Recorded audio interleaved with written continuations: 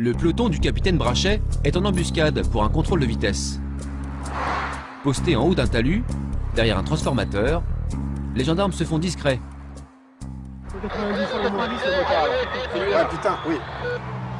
Ouais, affirmatif, une Ducati Mostro blanche, une moto blanche, 185, 190 km/h, la moto. Les interceptions vont se succéder.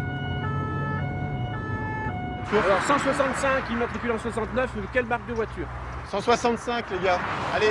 En quelques minutes, 4 conducteurs vont être contrôlés à plus de 150 km/h.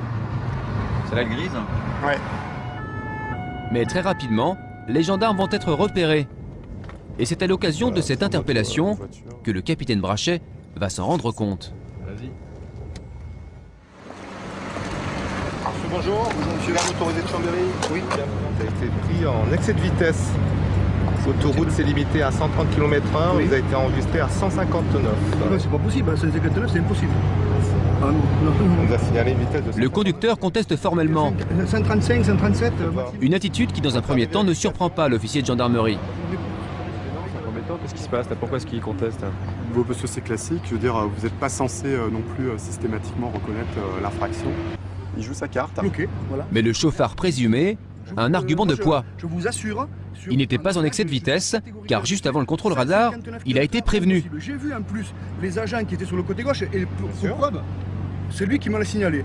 Et c'est tout à fait légal. Sur le pare-brise, il montre à l'agent son avertisseur de radar. Alors, les gendarmes sont saisis d'un doute. Non, mais je suis entièrement d'accord. Faites voir un carte grise, on va faire une vérification de toute manière. L'un des motards appelle donc son collègue au point de contrôle pour vérifier si c'est bien le bon véhicule.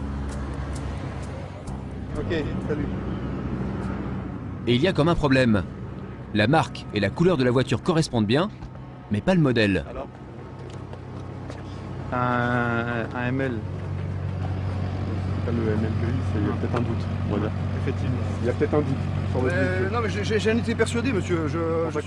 Les motards se sont donc trompés de voiture. Je vous remercie de votre franchise et de votre honnêteté. S'il y a un doute, Grâce à son avertisseur, l'automobiliste ne sera donc pas verbalisé. Et ce petit appareil n'a pas fini de perturber le travail des gendarmes.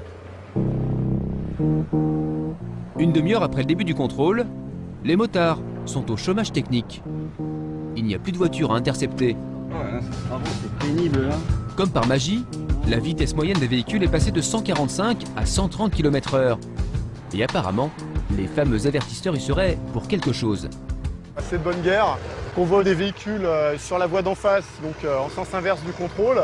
De temps en temps, les gens appuient sur les avertisseurs de radar pour signaler en fait la présence d'un contrôle des forces de l'ordre. Donc là, ça y est, vous êtes grillés là. Bah, on est grillé positivement, ça veut dire que du coup, pendant 2 heures au moins, il va y avoir une vitesse moyenne tout à fait stabilisée dans le secteur.